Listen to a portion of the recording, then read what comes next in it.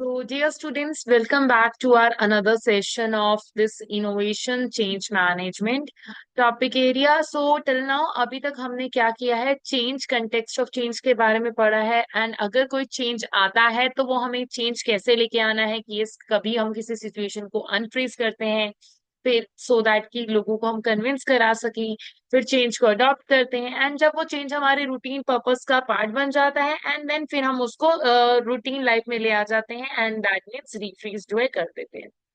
अब नेक्स्ट आता है सिनारियो की यस कि कौन कौन से तरह के चेंज होते हैं, that is types of change, जो कि एक जेएसडब्ल्यू मॉडल के ऊपर बेस्ड है।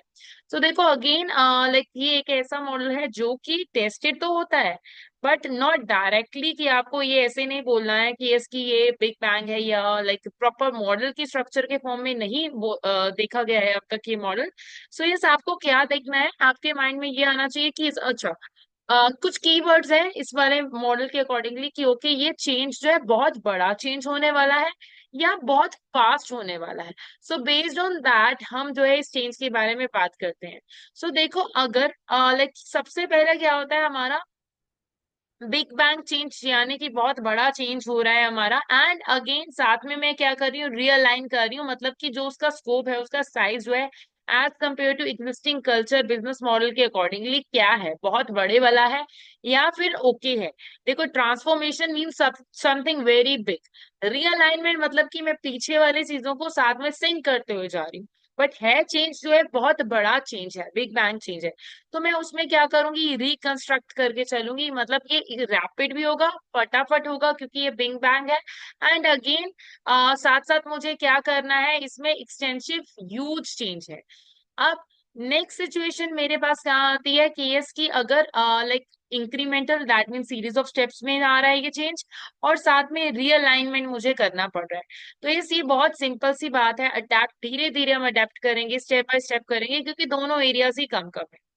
फिर एक चेंज आता है मेरे पास एवोल्यूशन का, है तो इंक्रीमेंटल बट वो ट्रांसफॉर्मेशन लेके आएगा, वो चेंज वो उसका जो स्कोप होगा बहुत ज्यादा होगा, मेरी इंडस्ट्री में ट्रांसफॉर्मेशन होने वाला है। तो यानी कि इवॉल्व होगा, उसके लिए मुझे री इंजीनियरिंग करना पड़ सकता है, स्टेप बाय स्टेप जाएंगे बट ये सीरीज ऑफ स्टेप्स के अकॉर्डिंगली जाएंगे कि ये कुछ नया इवॉल्व होके आएगा। फिर चेंज तो है बिग बैंग एंड ट्रांसफॉर्मेशन लेके आने वाला है, इंडस्ट्री में स्कोप बहुत ज्यादा है। तो उस वाले केसेस में देखो ये बहुत एक्सट्रीम केसेस में जो है ये चेंज अप्लाई होता है जिसको हम रेवोल्यूशन बोलते हैं। मैं पर्सनली जो है ये मॉडल जो है इसका डायरेक्ट एप्लीकेशन अनलेस अनटिल अगर स्पेसिफिकली ना बोला जाए तो मैं नहीं सजेस्ट करती हूँ। हाँ मैं इतना एक जरूर सजेस्ट करती हूँ कि इसकी आप उसके कुछ कुछ कीवर्ड्स हैं उनका ध्यान रखें। बहुत ज्यादा इस मॉडल पे आपको जाने की जरूरत नहीं है, बिकॉज बहुत बार क्या होता है कि ज्यादा रिस्की क्वेश्चन अटेम्प्ट करने के इशू में बच्चों का जो है क्वेश्चन जो है काफी गलत हो जाता है। तो इसमें इसके लाइक डायरेक्ट यूरो एप्लीकेशन के फेवर में ज्यादा नहीं। Now next is organisation structure. तो अब देखो ऑर्गेनाइजेशन स्ट्रक्चर क्या क्या है, हम देखते हैं मेरी ऑर्गेनाइजेशन के क्या क्या तरह के स्ट्रक्चर होते हैं। सो देखो पहला स्ट्रक्चर क्या है मेरा, टाइप्स ऑफ स्ट्रक्चर में अगर मैं ये बात करूं तो क्या क्या है हमारे पास। पहला है मेरा फंक्शनल स्ट्रक्चर। फंक्शन ये सेम टॉपिक ना हमारे पास बीटी में था, तो जो स्टूडेंट्स विदाउट एग्जाम्शन वाले हैं उनको आइडिया होगा कि ये किस टॉपिक एरिया के बारे में बात हो रही है। सो इस फंक्शनल स्ट्रक्चर दैट मीन्स हम डिपार्टमेंट वाइज बात कर रहे हैं, and divisional means divisions, and उन डिविजन्स में हम आगे डिपार्टमेंट्स को जो है डिवाइड करें। सो यस अब तीसरा मेरा स्ट्रक्चर क्या होता है इसमें, टॉल स्ट्रक्चर और flat structure. That means tall क्या होता है ऐसे, एंड फ्लैट स्ट्रक्चर होता है ऐसे। दैट मीन्स की स्पैन ऑफ कंट्रोल, मतलब कि कितने लोग जो है मुझे रिपोर्ट कर रहे हैं वो इसके अंदर ये कवर होता है। सो अगेन स्ट्रक्चर डिपेंड करेगा डिपेंडिंग अपॉन मेरे ऑर्गेनाइजेशन में काम कैसे हो रहा है, मेरी ऑर्गेनाइजेशन में रिपोर्टिंग कैसे हो रही है, स्ट्रक्चर उसको कवर करता है। एंड देन एक आता है मेरे पास मैट्रिक्स स्ट्रक्चर और ट्रांसनेशनल स्ट्रक्चर। की मैट्रिक्स जो होता है कॉम्प्लेक्स होता है, बहुत सारे स्ट्रक्चर का कॉम्बिनेशन होगा, वो मेरा मैट्रिक्स स्ट्रक्चर में जो है जाए। बहुत ज्यादा डिटेल में आपको जाने की जरूरत नहीं है इस वाले केस में क्योंकि ये सारे टॉपिक्स जो थे बीटी एरिया में कवर हुए थे। एंड लाइक इसमें आपसे थ्योरेटिकल नहीं पूछा जाता है कि ऐसे ये कौन सा स्ट्रक्चर है। So now next is मिन्सबर्ग। मिन्सबर्ग की थ्योरी के अकॉर्डिंगली एक स्ट्रक्चर होता है मेरा entrepreneurial structure. So that means entrepreneur, देखो बहुत सारे लोग लाइक आजकल की डेट में हमारे पास बहुत सारे ऐसे अच्छे अच्छे शोज हैं जो कि हमें गाइडेंस देते हैं। एंटरप्रेन्योर क्या होता है? दैट मीन्स एक ऐसा पर्सन जो कि खुद से आइडिया लेके आता है एंड देन वो आइडिया को लेके उसमें कुछ लाइक रिस्क भी लेता है, रिवॉर्ड्स भी उस पर्सन के हैं। So yes, entrepreneurial structure that means one man show normally owned by the managed by business. तो बेसिकली क्या है कि मेरा ही बिजनेस है, मैं ही उसको चला रही हूँ, दैट इज मेरा एंटरप्रेन्योरल स्ट्रक्चर। सो इस वाले केस में हमें क्या चाहिए होता है? Direct supervision bye owner who manage almost all aspects of the business. तो इसमें मुझे क्या चाहिए? एक जो मेरा ओनर है उसकी मुझे सुपरविजन चाहिए कि यस वो देखेगा, because see I am the owner, मेरा बिजनेस, प्रॉफिट भी मेरा, लॉस भी मेरा, तो मुझे देखना है कि यस मुझे इसको कैसे चलाना है। Informal structure with very few staff. तो अब देखो एंटरप्रेन्योरल स्ट्रक्चर जो होता है इनफॉर्मल भी हो जाता है, रीजन मीन क्योंकि इसमें जो है मेरा बिजनेस है, चेन ऑफ कमांड मुझसे ही होके जानी है। तो बहुत बार क्या होता है कि ये इनफॉर्मेलिटी में आ जाता है एंड जो यहाँ पर स्टाफ के लोग होते हैं वो भी इसमें कई बार ऐसे होता है कि हमारे कम होते हैं। No significant middle line hierarchy means की रिपोर्टिंग जो होनी है मुझसे ही होके जानी है, कुछ भी पूछना है मुझसे ही पूछ के जाना है। Next, suitable for small organisation. देखो लाइक बिकॉज सी ये मेरा बिजनेस एरिया है तो ये छोटे छोटे बिजनेस एरिया के लिए सूटेबल रहता है, ज्यादा लार्ज ऑर्गेनाइजेशन के लिए ये स्ट्रक्चर जो है सूटेबल इतना नहीं रहता है। Now next is machine bureaucracy. Machine bureaucracy that means machine oriented structure, मतलब कि लाइक ये कब होता है? जहां पर हमारे पास स्ट्रिक्टली वही प्रोसीजर्स को हमें फॉलो करना होता है। हायरार्की को, ब्यूरोक्रेसी का मतलब क्या होता है? Series of steps. तो अगेन ये कहाँ पर होता है? जहां पे मुझे हायरार्की फॉलो करनी होती है वहां पर मेरा जो होता है ब्यूरोक्रेसी जो है जाता है। Next, standardise work process through technology. इसलिए मुझे इस वाले केस में क्या होगा कि यस मेरा वर्क प्रोसेस जो है वो प्रॉपर स्टैंडर्डाइज है कि यस किस स्टेप के बाद मुझे क्या फॉलो करना है। And suitable for simple and repetitive task environment. ये कहाँ पर सुटेबल रहेगा? कि यस कि जहां पर मेरा रेपिटेटिव और सिंपल काम होते हैं वहां पर मुझे ये जो है फॉर्म जो है सुटेबल जो है ज्यादा रहती है। अब ना मिन्सबर्ग का ही एक और आगे आता है हमारे पास, प्रोफेशनल ब्यूरोक्रेसी। देखो यहाँ पर क्या है कि स्टैंडर्ड तो है क्योंकि ब्यूरोक्रेसी है, मतलब कि वो स्टैंडर्ड जो है हमें फॉलो करना पड़ेगा। बट यहाँ पर हम बात करें प्रोफेशनल ब्यूरोक्रेसी की। प्रोफेशनल मीन्स की ये कि जैसे कि हमारे प्रोफेशनल्स हैं उन प्रोफेशनल को वो सीरीज ऑफ स्टेप्स जो है वो फॉलो करने पड़ेंगे। अब अगेन ये कहाँ पर आएगा? मेरी सर्विस ऑर्गेनाइजेशंस में ये जो है ज्यादा सूटेबल रहता है रादर देन मेरी लाइक बिजनेस ऑर्गेनाइजेशन के कंपैरिजन में। So yes, divisional form. अब यहाँ पर क्या होगा? मेरी ऑर्गेनाइजेशन को डिवीजन के फॉर्म में हमने जो है डिवाइड किया हुआ है।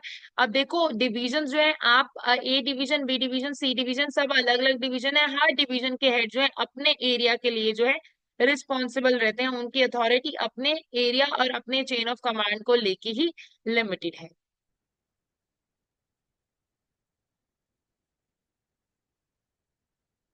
Now next area is talent management. See, talent management थोड़ा सा नेम से ही आपको आइडिया लग गया होगा। टैलेंट मीन्स की लाइक इंडिविजुअल्स। अभी एचआर डिपार्टमेंट नहीं है, एचआर वालों का काम वैसे भी नॉर्मली ये नहीं होता कि हायर करना। बेसिकली मुझे ये देखना है कि कौन सा पर्सन किस पोजीशन के लिए सूटेबल है एंड दैट मीन्स मैं उसमें ये देखूंगी कि यस कि मेरा लाइक हम इस प्रोसेस में ये देखते हैं कि यस ह्यूमन रिसोर्स जो डिपार्टमेंट है वो मेरा सोर्स ऑफ एक्सपेंस नहीं है, उससे मेरी इनकम जो है वो जनरेट होगी। तो कैसे मेरी इनकम जो है जनरेट हो सकती है एंड मुझे ये देखना है कि मुझे अपने ह्यूमन रिसोर्स डिपार्टमेंट के लोगों के ऊपर ज्यादा से ज्यादा फोकस देना है। अब इसमें क्या होगा? मैं क्या देखूंगी? रिक्रूटमेंट सर्विसेज देखूंगी। मैं रिवॉर्ड मैनेजमेंट, मतलब कि मुझे ये देखना है कि यस कि कैसे सूटेबल कैंडिडेट को जो है मैं रिवॉर्ड दूं based upon their area of performance. And yes high performance are appreciated and reward handsomely. तो देखो अगर मुझे ऐसा लग रहा है कि इसकी कोई एरिया है, कोई एक ऐसा पर्सन है जिसकी परफॉर्मेंस अच्छी है, तो मैं उनको रिवॉर्ड दूंगी, मैं उनको मोटिवेशन दूंगी कि अच्छा आप ऐसे काम करोगे तो आपको मोटिवेशन मिलेगा। Retention strategies are in place. तो बेसिकली इसके रिस्पेक्ट में क्या है कि इसकी मेरा रिटेंशन की कैसे मैं जो स्किल्ड पर्सन है उनको रिटेन करके रख सकती हूँ, सो दैट कि उनका जो है मोटिवेशन लेवल जो है इम्प्रूव हो, and career path and success planning is done. तो यस, मैं और क्या करूंगी कि यस कि कैसे लाइक स्किल्ड पर्सन को जो है करियर जो है हम डिसाइड कर सकते हैं कि किस पर्सन को किस अथॉरिटी में हमें जॉब देनी है। सो टैलेंट मैनेजमेंट हो गया हमारा। अब अगेन ये सभी टर्म्स डायरेक्टली ऐसे कभी भी टेस्ट नहीं होती हैं। आपको जो है लाइक टर्मिनोलॉजीज की जस्ट बेसिक नॉलेज जो है पता होनी चाहिए। हम इन सब टॉपिक एरिया के बेस पे क्वेश्चन भी है अभी बहुत जल्दी स्टार्ट करने वाले हैं। नाउ अब देखो ऑर्गेनाइजेशन के लिए वर्किंग मॉडल्स, और हमने पहले भी बात की थी कि ऑर्गेनाइजेशन के मॉडल्स के बारे में। तो देखो क्या क्या मॉडल्स मेरी ऑर्गेनाइजेशन के रिस्पेक्ट में हो सकते हैं। एक क्या हो गया कि मैं खुद से काम कर रही हूँ, राइट, इन हाउस काम। दूसरा क्या होता है, जब मैं काम खुद से नहीं करती होती हूँ तो मैं कहीं और से बाहर से कराती हूँ, तो उसको क्या कहते हैं, आउटसोर्सिंग। सो आउटसोर्सिंग बेसिकली क्या होता है, means getting the things done through third party supplier instead of doing it by yourself. तो रादर देर मैं इस काम को खुद कर रही हूँ, मैं ये काम कहीं और से बाहर से करा रही हूँ, दैट इज मेरा आउटसोर्सिंग। सो आउटसोर्सिंग में क्या फायदे होते हैं, देखो अगर मैं बाहर से काम कर रही हूँ दैट मीन्स कोई एक स्पेशलाइज्ड पर्सन है जिससे मैं ये काम करा रही हूँ। तो अगर कोई एक स्पेशलाइज्ड पर्सन से काम कराऊंगी तो उसकी एक्सपर्टाइज हमें मिलेगी। एंड यस, मेरी ऑर्गेनाइजेशन उन कोर एक्टिविटीज के ऊपर फोकस कर सकती है जहां पर मेरे माइंड की रिक्वायरमेंट है। वो हमारे लिए चीपर भी होगा outsourcing business. And ease of budgeting, देखो आउटसोर्सिंग जो है मॉडल पे जब हम जाते हैं तो हमारे लिए बजट जो बनाना होगा इजी हो जाएगा, रीजन मीन क्योंकि हमें ऑलरेडी जो है कॉस्ट के बारे में पता होगा। Now next, reduce fixed overhead. देखो अब कभी मुझे वो काम खुद करना है, मुझे रिक्वायरमेंट है, मैं खुद से करूंगी। अगर मुझे लग रहा है रिक्वायरमेंट नहीं है तो मुझे वो वाले एम्प्लॉयज को हायर करने की जरूरत नहीं है। इन दैट केस लाइक मेरी जो है सेविंग होती है फिक्स्ड कॉस्ट की केस, मुझे पर्टिकुलरली किसी डिपार्टमेंट के लोगों को हायर करके हमेशा के लिए रखने की जरूरत नहीं है। Now next is disadvantages. देखो अगर कभी अगर मैं काम बाहर से आउटसोर्स भी कराती हूँ तो उसके कुछ डिसएडवांटेजेस भी होते हैं। तो पहला डिसएडवांटेज क्या है, dependency on the third party. तो देखो जब कभी भी हम काम आउटसोर्स कराएंगे तो यस दैट मीन्स कि मैं एक थर्ड पार्टी सप्लायर के ऊपर डिपेंडेंट हो जाऊंगी। लॉस ऑफ डायरेक्ट कंट्रोल, तो देखो उस वाले केस में क्या होगा कि यस मेरा किसी पर्टिकुलर एरिया से कंट्रोल जो है छिन जाएगा। कॉन्फिडेंशियलिटी इश्यूज की यस कि मेरा कॉन्फिडेंशियलिटी रिलेटेड एरियाज में प्रॉब्लम आएगी कि यस कि मैं हो सकता है इंफॉर्मेशन को कॉन्फिडेंशियल ना रख सकूं। Poor service and quality, like हो सकता है कि इसकी उस एरिया में हमें सर्विस जो है प्रॉपर नहीं मिल रही है। एंड चांसेस ऑफ डिस्प्यूट, कि देखो इस एरियाज में क्या हो सकता है कि इसकी हमें डिस्प्यूट अराइज हो सके, रीजन मीन क्योंकि मैं काम बाहर से करा रही हूँ। तो इट इज नॉट मैंडेटरी कि अगर मैं काम बाहर से करा रही हूँ तो वो काम मुझे पसंद भी आएगा। सो ये कुछ हमारे बीच में प्रॉब्लमेटिक सिनारियोज जो है अराइज हो सकते हैं। नेक्स्ट, एक तो मॉडल हो गया हमारा आउटसोर्सिंग की, मैंने काम जो है प्रॉपरली बाहर से करा लिया, आउटसोर्स करा लिया। उसमें आउटसोर्सिंग ऑर्गेनाइजेशन है उसकी रिस्पॉन्सिबिलिटी है कि काम कैसे हो रहा है, कैसे रिस्पॉन्सिबिलिटी है ना। Next is shared services. Basically ये क्या है, ये सेंट्रलाइजेशन की तरह ही है। बेसिकली मैं क्या कर रही हूँ, ऑर्गेनाइजेशन का एक एरिया जो है मैं कॉमन जो है उसको सेंट्रलाइज मोड पे चला रही हूँ। सेंट्रलाइज मोड पे कैसे चला रही हूँ कि इसकी मुझे लगता है कि लाइक कोई ऐसा खर्चा जो कि सबके लिए कॉमन हो सकता है, ठीक, तो वो काम मैं जो है सेंट्रलाइज डिपार्टमेंट से करूंगी। अब उससे क्या होगा कि इसकी हमारी जो है सेविंग होगी, रीजन मीन मुझे बार बार किसी पर्टिकुलर एक्सपेंस के लिए लाइक किसी पर्टिकुलर एरिया के लिए अलग अलग डिपार्टमेंट के जो लोग हैं वो हायर नहीं करने पड़ेंगे। तो लाइक मेरी जो है एक्सपेंडिचर में जो है सेविंग हो जाएगी। Now next is common share services. क्या क्या हो सकते हैं, देखो आईटी का काम, एडमिन के काम, ये सारे काम जो होते हैं हम मैं बाहर से करा सकती हूँ, रीजन बीइंग क्योंकि इससे क्या होगा मेरा कॉस्ट सेविंग होने वाली है। ये लाइक ये एरिया हमारा जो है 100% हमें जो है नहीं चाहिए, जरूरी नहीं है कि इसकी कि एक ही डिपार्टमेंट का अलग अलग एरिया हो। Now shared service is treated as a separate business unit. तो इस वाले केस में बिजनेस यूनिट हमारे अलग अलग माने जाएंगे। एंड लाइक एक बिजनेस एरिया कोई अगर सर्विस प्रोवाइड कर रहा है तो उसको मैं क्या कर रही हूँ, लाइक इसको मैं एक सेपरेट बिजनेस मानूंगी। एंड एक एक एरिया का एक्सपेंस दूसरे एरिया को मैं चार्ज कर सकती हूँ। It will have its own target to achieve and it will be expected to produce continuous improvement. तो इस वाले केस में हमारे पास क्या होते हैं, अपने अपने अलग जो है टारगेट एरियाज होंगे। एंड इन एरिया से क्या है, मैं अलग तरीके से जो है बेनिफिट जो है ऑब्टेन कर सकती हूँ। Now next is working model for organization में मेरा नेक्स्ट एरिया इन्हीं के ही एडवांटेजेस और डिसएडवांटेजेस। देखो जब मैं शेयर सर्विस मॉडल पे जाती हूँ तो देखो अगर मेरे को कोई कॉमन एरिया नहीं रखना है, मतलब लाइक मेरे को अलग अलग आपका जैसे लाइक एचआर डिपार्टमेंट है, ए कंपनी मेरा ए डिपार्टमेंट है, उसका अलग से एचआर डिपार्टमेंट, बी का अलग, सी का अलग, डी का अलग। तो इससे क्या होगा, मेरा एक्सपेंडिचर जो है काफी ज्यादा हाई हो जाता है। बट अगर मैं इस फॉर्म में चलती हूँ तो उसके क्या एडवांटेजेस होते हैं, देखो सबसे पहला एडवांटेज क्या है, मेरी कॉस्ट सेविंग हुई, राइट। तो कॉस्ट सेविंग होने वाली है। Now next is better quality and standardization. तो बेसिकली अगर मैं लाइक किसी भी डिपार्टमेंट की एक्सपर्टाइज के बेस पे चल रही हूँ तो मेरी क्वालिटी जो होगी इंप्रूव होगी। All talent under one roof, ठीक है, common like common HR department होगा, कॉमन फाइनेंस डिपार्टमेंट हो गया। तो उससे क्या होगा कि यस कि मेरा सारा टैलेंट जो है लाइक जिस जिस एरिया में हमारी स्पेशलाइजेशन होगी वो स्पेशलाइज्ड एरिया जो है हमारे कॉमन हो जाएंगे। तो उससे क्या होगा, मुझे बेनिफिट मिलेगा। ना डिसएडवांटेजेस, अब डिसएडवांटेजेस देखो बहुत बार क्या होता है कि यस कि आपका बिजनेस यूनिट मेरे बिजनेस यूनिट के साथ सिंक नहीं कर पा रहा है, दैट मीन्स जिसके कारण हम दोनों के डिपार्टमेंट के लोग जो है आपस में रेजिस्ट करेंगे। Now redundancy, common business area लेके आएंगे तो स्टाफ के लोगों को फायर भी करना पड़ेगा, तो रिडंडेंसी कॉस्ट भी बियर करनी पड़ सकती है। Difficult to standardize all business unit, जरूरी नहीं कि यस कि मैं सारे बिजनेस यूनिट को सेम पेज पे लेके आ सकूं, तो वो स्टैंडर्डाइजेशन करने में मुझे डिफिकल्टी अराइज होगी। Local requirement and law still need to be complied with. अब देखो कि मैं लाइक मैं उसको कंबाइंड बेसिस पे लेके आ रही हूँ, हो सकता है कि एक डिपार्टमेंट एक कंट्री में है, दूसरा डिपार्टमेंट दूसरी कंट्री में है। तो उस वाले केस में मेरे लिए एक ट्रबल क्या आएगा कि यस मुझे अपनी कंट्री के स्पेसिफिकली जो लॉज एंड रेगुलेशन है उनका तो कंप्लायंस करना पड़ेगा। Now next is collaborative work.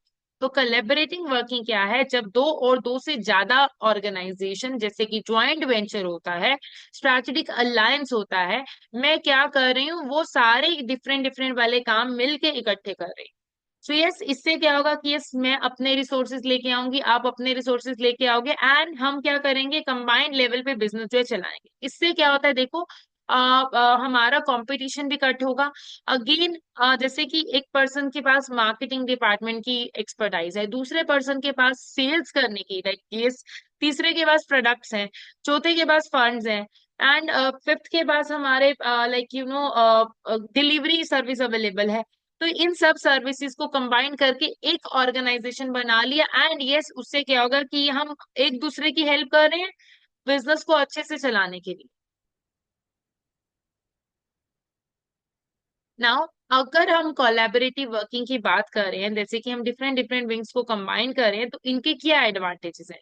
So collaboration working boundaryless organisation, इनके क्या एडवांटेजेस हैं। अगर मैं एडवांटेजेस की बात करूं तो first is sharing of expertise.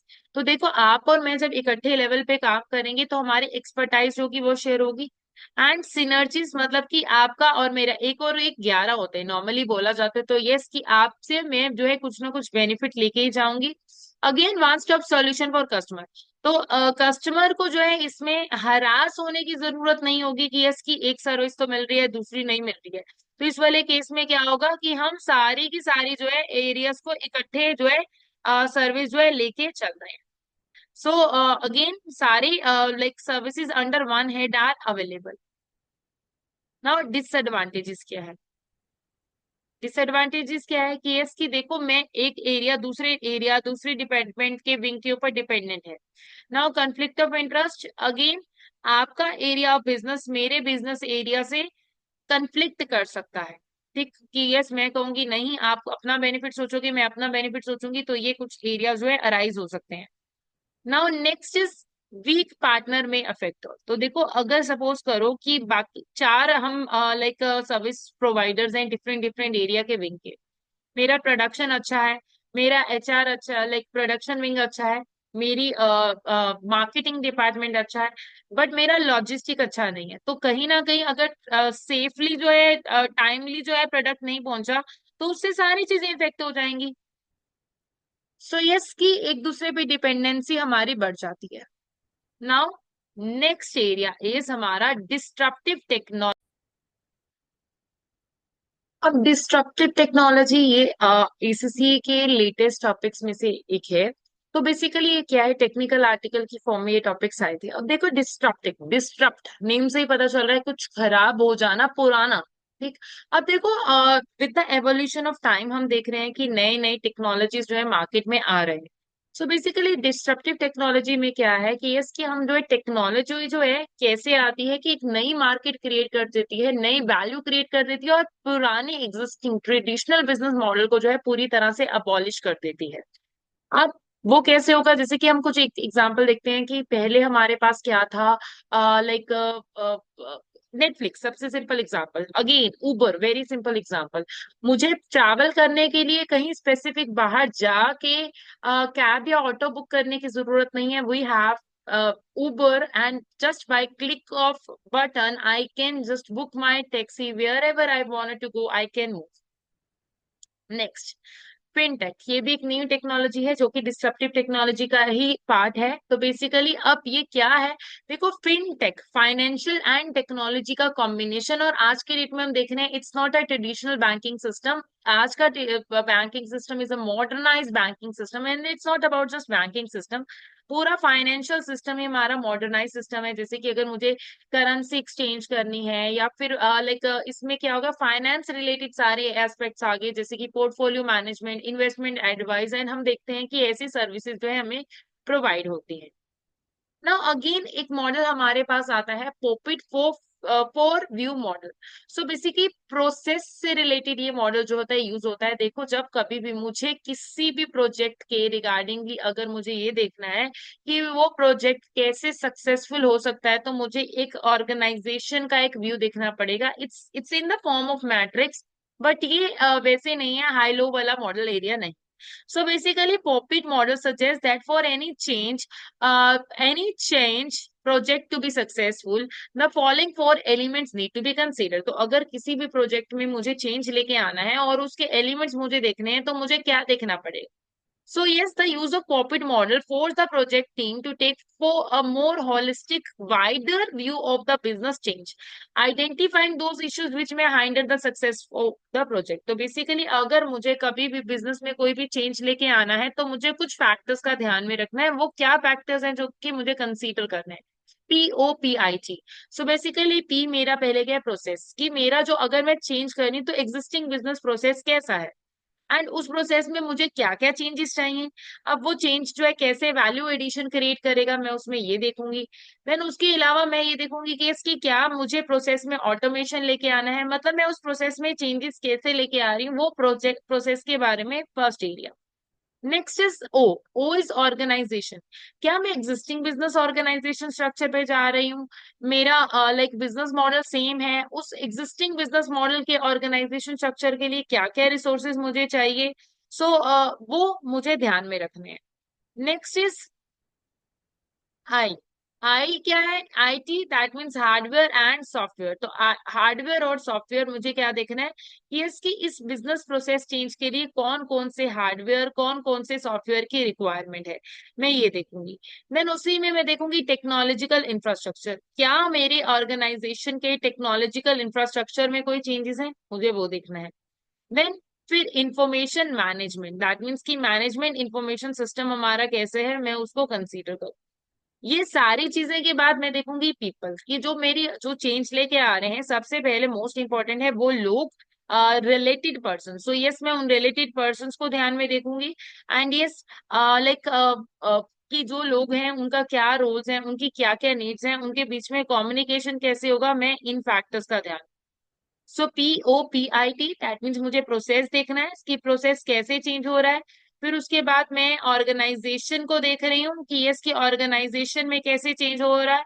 Then उसमें नेक्स्ट हमारे पास क्या करना है, information and technology IT, IT related areas है, उसको मुझे देखना है। एंड पीपल की यस की वो जो चेंज आ रहा है उसके कनेक्टेड पर्सन, उससे अफेक्ट होने वाले पर्सन को जो है मुझे कंसीडर करके चलना है। Now this model is again common in APM as well, बहुत ही इजी, बहुत ही अच्छा मॉडल है। So basically balance score card model, तो बेसिकली बैलेंस स्कोर कार्ड क्या करता है, ऑर्गेनाइजेशन की परफॉर्मेंस को चार पर्सपेक्टिव के बेस पे देखता है। तो चार पर्सपेक्टिव क्या है, देखो ये internal, external, financial, non financial, चारों पर्सपेक्टिव को कंसीडर करके चलता है। देखो मेरी ऑर्गेनाइजेशन का फाइनेंशियल, फाइनेंशियल तो देखो ट्रेडिशनल बिजनेस मॉडल में भी था कि इसकी क्या मेरी ऑर्गेनाइजेशन जो है अपने फाइनेंशियल ऑब्जेक्टिव को अचीव कर पा रही है या नहीं। दैट मीन शेयर होल्डर्स की नीड फुलफिल हो रही है या नहीं, इसको मैं कैसे देख सकती हूँ, शेयर होल्डर के रिटर्न जैसे एरिया से जो है देख सकती हूँ।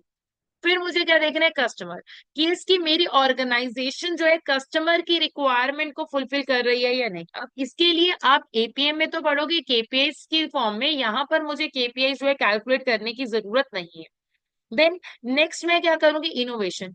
इनोवेशन क्या हो गया, फ्यूचरिस्टिक, अगेन ये थोड़ा सा नॉन फाइनेंशियल एरिया में भी आ जाता है, बट अगेन इसमें हम फाइनेंशियल भी देख सकते हैं कि ये नॉन फाइनेंशियल को फाइनेंशियल में कन्वर्ट करके, ओके, ऑर्गेनाइजेशन रिसर्च में, डेवलपमेंट में, इनोवेशन में, ट्रेनिंग में, ऐसे एरियाज में कितना स्पेंड कर रही है, नए प्रोडक्ट कितने लॉन्च किए गए as compare to previous year, again as compare to competitors, market का लाइक डेवलपमेंट कितना बड़ा। नेक्स्ट इज बिजनेस प्रोसेस, ये क्या होगा, मेरा इंटरनल प्रोसेस कितने एफिशिएंट है, मेरे एम्प्लॉयज कितने मोटिवेटेड है, मैं ये देखूंगी इसमें। Now again one of the most important area which could be tested in your paper which is the performance excellence model। तो देखो किसी भी ऑर्गेनाइजेशन में परफॉर्मेंस एक्सीलेंस देखने के लिए कि इसकी कोई ऑर्गेनाइजेशन कैसे ग्रो अच्छे से चल सकती है, मैं ये मॉडल फॉलो करती हूँ। तो इसमें मैं क्या देखने वाली हूँ, लीडरशिप रिलेटेड एरिया, कि इसकी कैसे, मतलब कि मेरी ऑर्गेनाइजेशन का लीडर कौन है, वो कैसे गाइड करता है, वो कैसे मोटिवेट करता है, उसके बारे में स्टडी। फिर हम देखते हैं स्ट्रैटेजी, कि यस मेरी ऑर्गेनाइजेशन में स्ट्रैटेजी कैसे बनती है, उनको इम्प्लीमेंट कैसे किया जाता है, हम उनके रिगार्डिंगली कितने सीरियस हैं, उनकी मॉनिटरिंग कैसे की जाती है। फिर आता है हमारा एरिया कस्टमर, कि इसकी मेरी ऑर्गेनाइजेशन कस्टमर को लेके कितनी फोकस है, कस्टमर के साथ हमारा रिलेशनशिप कैसे है, अगेन कस्टमर की लाइक रिक्वायरमेंट हम कैसे फुलफिल करें, कितनी फुलफिल करें। नेक्स्ट इज वर्कफोर्स, की कैसे मेरी ऑर्गेनाइजेशन जो है एम्प्लॉय को एम्पावर करती है, उनको स्किल करती है, उनका मोटिवेशन कैसे होता है। सो यहाँ पे आ गया मेरा workforce related area. Then next मेरा कैटेगरी है ऑपरेशंस, इस ऑर्गेनाइजेशन में काम कैसे किया जाता है, एफिशिएंसी कैसी है, इफेक्टिवनेस कैसे है, ऑर्गेनाइजेशन फ्यूचर में इंप्रूवमेंट कैसे कर रही है। Next area is measurement analysis and knowledge management, कि कैसे ऑर्गेनाइजेशन जो है डेटा को मॉनिटर करेगी, एनालाइज करेगी, ऑर्गेनाइजेशन में नॉलेज कैसे शेयर की जाती है। देन नेक्स्ट इज रिजल्ट, कि ऑर्गेनाइजेशन की परफॉर्मेंस में अपने कॉम्पिटिटर के फॉर्म में कंपैरिजन करती हूँ कि इसकी as compare to my competitor organization की परफॉर्मेंस कैसी है, कितनी है। सो इन सब बेसिस पे हम देखते हैं कि ऑर्गेनाइजेशन की परफॉर्मेंस एक्सीलेंस को मेजर करते हैं। परफॉर्मेंस एक्सीलेंस मॉडल 7 कैटेगरी, जरूरी नहीं है 7 की 7 हो, क्वेश्चन आपको ये स्ट्रक्चर बना के दे भी सकता है। पास में एक दो क्वेश्चन है जिसमें कुछ कुछ हद तक स्ट्रक्चर बना हुआ था, तो मुझे क्वेश्चन की सिनेरियो से उसको लिंक करके जाना था। अगेन आपको खुद से भी उस केस स्टडी में पॉइंटर्स ढूंढने पड़ सकते हैं, एंड उसके बेस पे आप देखोगे कि यस कि ऑर्गेनाइजेशन में ऑपरेशंस कैसे हो रहे हैं, आर दे सीरियस और are they are just like lenient about that area. Again result कैसे मेजर कर रहे हैं, ऑर्गेनाइजेशन के ऑपरेशंस कैसे चल रहे हैं, लीडर्स कैसे हैं, स्ट्रेटजी कैसे फॉर्मुलेट हो रही है, तो ये सारी चीजें परफॉर्मेंस एक्सेलेंस में आती है, और ये सारी चीजें मिलकर ऑर्गेनाइजेशन की सक्सेस में जो है कंट्रीब्यूट करते हैं। सो नाउ विद दैट हमारा इनोवेशन, चेंज मैनेजमेंट और परफॉर्मेंस मैनेजमेंट वाला एरिया जो है कंप्लीट होता है। अब नेक्स्ट सेशन में हम इस चैप्टर के, इस टॉपिक एरिया के रिगार्डिंगली जो है क्वेश्चन प्रैक्टिस करेंगे। अगेन रिपीटिंग, हर टॉपिक एरिया में से एक या मैक्सिमम दो टॉपिक एरिया के क्वेश्चन लिख के ट्राई कर लीजिए, that is enough, because our main focus would be on detailed question which will be just like exactly the examination scenario. So वही क्वेश्चन करने हैं, that could be from past papers, that could be from ACCA practice platform, again specimen exam और mock exams. So see you in the next session. Thank